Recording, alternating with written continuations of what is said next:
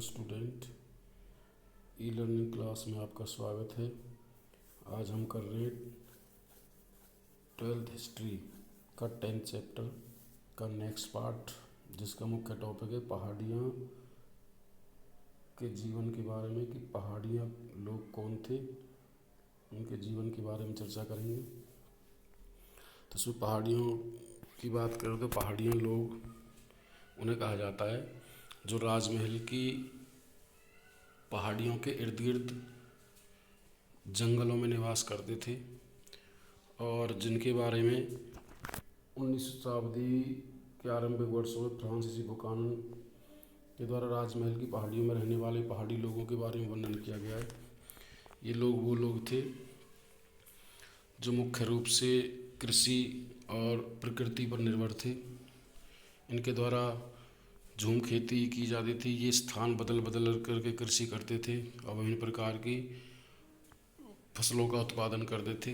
इनकी केवल सोच थी कि हमें प्रकृति से उतना ही लेना चाहिए जितने हमें आवश्यकता हो। तो इसमें सबसे पहले वर्णन किया गया है पहाड़ी लोगों के द्वारा की गई खेती के बारे में, जैसे नाम देगा झूम खेती, या ऐसे दूसरा नाम देगा स्थानांतरित कृषि के नाम से भी इसे जाना जाता है। इस कृषि के अंतर्गत यह एक भूमि के बड़े टुकड़े को साफ करके वहाँ पर कृषि की जाती थी और यह कृषि निर्वाह कृषि के नाम से जानी जाती थी। इसके अलावा इस कृषि को करने के लिए पहाड़ी लोग कुदाल का प्रयोग करते थे।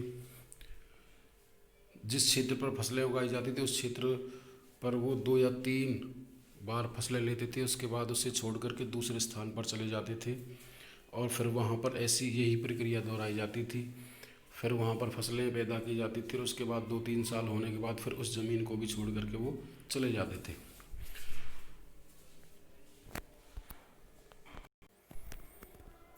झूम खेती मुख्य रूप से ज्वार, बाजरा और दालें आदि फसलों का उत्पादन करते थे। जिससे पड़ती भूमि का मतलब होता है जिस भूमि पर एक बार फसल लेने के बाद उसे 3 या 4 वर्ष के लिए खाली छोड़ दिया जाता है, उसे पड़ती भूमि के नाम से जाना जाता है। आगे दिया इसमें वनों को महत्व,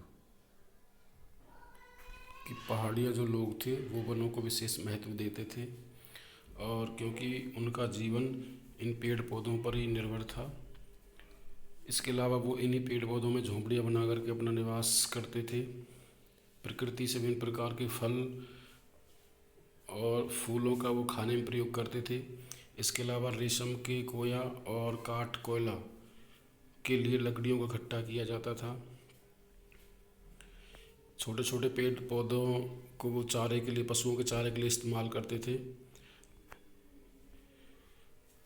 और उनका पूर्ण जीवन प्रकृति पर, पेड़ पौधों पर ही निर्भर होता था। नेक्स्ट आता है पहाड़ियों के मुखिया। इसमें चर्चा करें तो पहाड़िया लोग समूह में रहते थे कबीले के रूप में और उनका एक मुखिया होता था और मुखिया के अनुसार ही कबीले के लोग या समूह के लोग काम करते थे। समूह में होने वाली लड़ाई झगड़े, इसके अलावा दूसरे क्षेत्रों से होने वाली लड़ाइयों में मुखिया के द्वारा ही समूह का नेतृत्व किया जाता था। आगे देश में पहाड़ियों के साथ शांति संधि। पहाड़िया लोग अक्सर पहाड़ों में निवास करते थे। इसके अलावा जब उन्हें खाने की कमी पड़ जाती थी तो वो मैदानी क्षेत्रों में जा कर के किसान जो फसलें पैदा करते थे, पशु पालते थे, उन पर आक्रमण कर देते थे और उनकी फसलों को लूट लेते थे। इसके बाद उन किसानों की और पहाड़ी लोगों की आपस में संधियाँ होती थी और किसान लोग पहाड़ी लोगों के मुखिया को वार्षिक खिराज देते थे और इसके बदले में उनसे शांति संधि की जाती थी। इसके अलावा उन्हें कुछ पथकर नाम से टैक्स दिया जाता था और यह टैक्स उन रास्तों के लिए दिया जाता था जिनसे किसान लोग अपने फसलों को एक स्थान से दूसरे स्थान पर ले जाते थे ताकि उन्हें कोई लूट न सके। 5वां आता है हमारा अंग्रेजों द्वारा वनों की सफाई। पहाड़ी क्षेत्रों पर अंग्रेजों के कब्जे के बाद बड़े स्तर पर वनों को काट करके वहाँ पर कृषि योग्य भूमि बनाने के लिए काम किया करना शुरू कर दिया। और यह काम अंग्रेज़ों के द्वारा बड़े स्तर पर किया गया। इसमें झूम खेती को छोड़ करके स्थायी कृषि पर विशेष जोर दिया गया। अंग्रेज़ों का मुख्य उद्देश्य अधिक से अधिक कृषि योग्य भूमि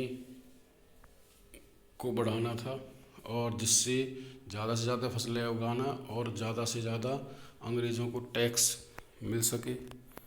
इसलिए उन्होंने वनों को साफ करके उन्हें कृषि योग्य भूमि बनाने में मुख्य भूमिका निभाई। आगे आते इसमें पहाड़ियों के प्रति ब्रिटिश नीति कि पहाड़ी लोगों के प्रति अंग्रेज़ों की क्या नीति रही है। तो पहाड़ियों पर नियंत्रण पाने के अब तक किए गए सभी प्रयास सफल रहे थे और इसमें 1770 के दशक में कुछ ब्रिटिश अधिकारियों ने पहाड़ी लोगों के साथ क्रूर नीति अपनाई थी।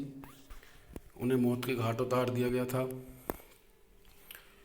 और 1780 के दशक में भागलपुर के कलेक्टर थे जिनका नाम था ऑगस्टस क्लीलैंड। उन्होंने पहाड़ियों के साथ मित्रता नीति अपनाने का निर्णय किया था और वहाँ के जो मुखिया होते थे, पहाड़ी लोगों के जो मुखिया, सामुदायिक मुखिया कहलाते थे, उन्हें वार्षिक भत्ता देने का भी प्रयास किया। इसके बदले उनसे यह आशा की जाती थी कि वे अपने अधीन क्षेत्रों को कानून व्यवस्था बनाए रखने में, लोगों में अनुशासन बनाए रखने में मुख्य भूमिका अदा करें। इसके बाद आता पहाड़िया लोगों की आशंका। तो पहाड़ी लोग अंग्रेज़ों के प्रति बहुत आशंकित थे और जब उनके साथ शांति वार्ता चल रही थी तो वे अपनी सुरक्षा हेतु पहाड़ों के भीतरी भागों में चले गए थे। 1810 ईस्वी फ्रांसीसी बुकानन ने राजमहल की पहाड़ियों की यात्रा की तो पहाड़िया लोग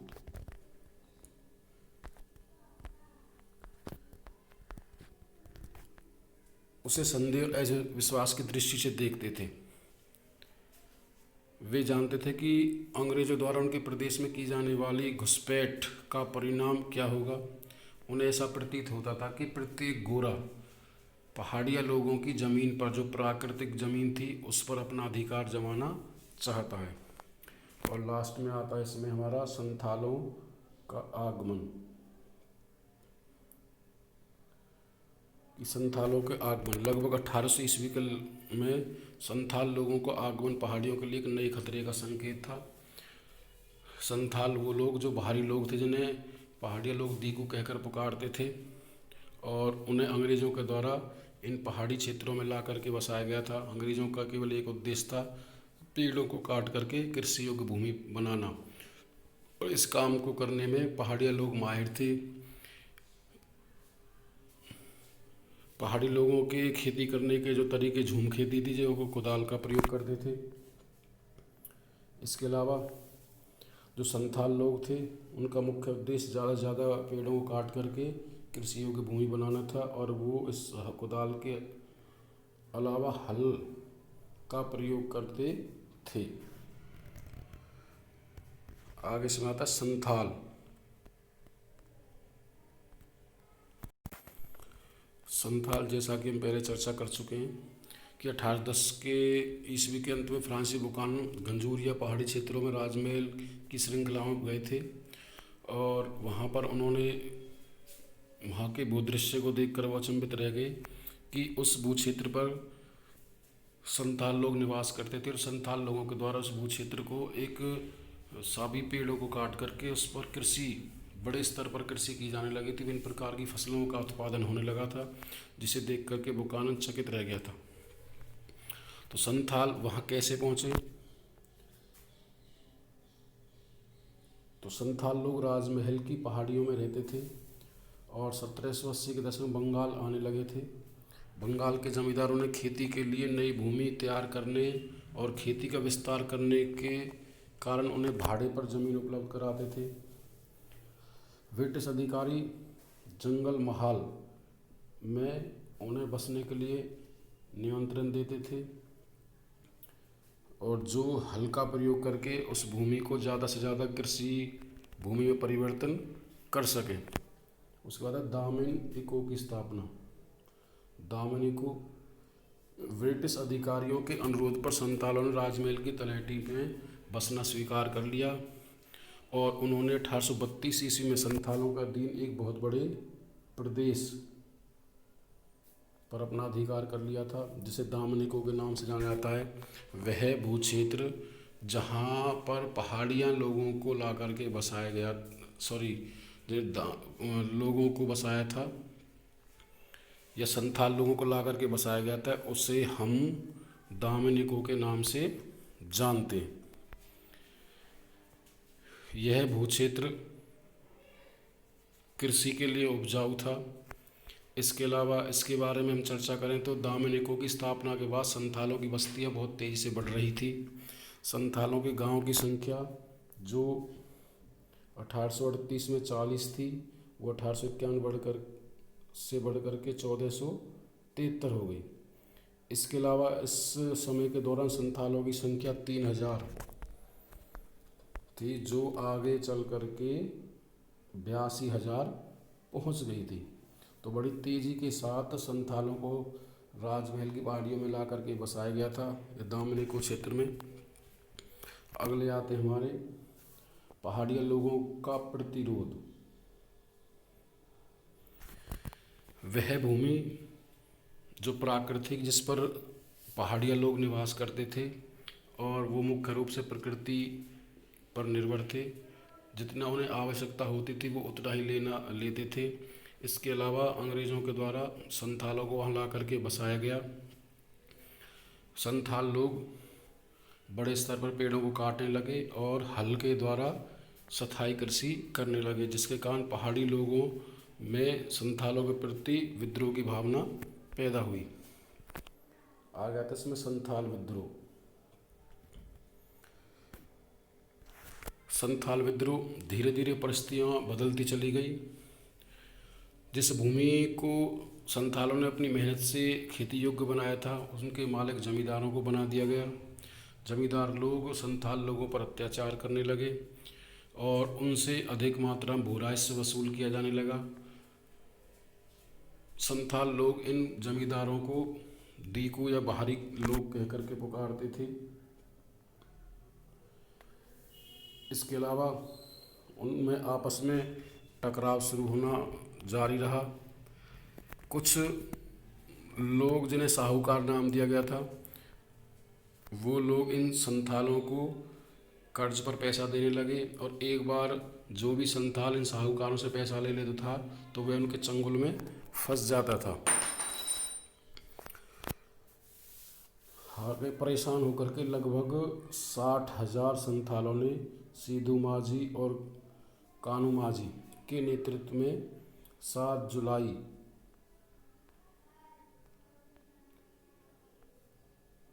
1855 ईस्वी को संथालों ने विद्रोह कर दिया था। अंग्रेज सरकार के द्वारा संथाल विद्रोह को दबाने के लिए सेना का सहारा लिया गया, उन पर अत्याचार किए गए और उनकी संपत्ति को लूट लिया गया, उनके घरों को आग लगा दी गई। 1856 ईस्वी तक इस विद्रोह का निर्ममता से दमन कर दिया गया। Thank you student. Safe home, stay home.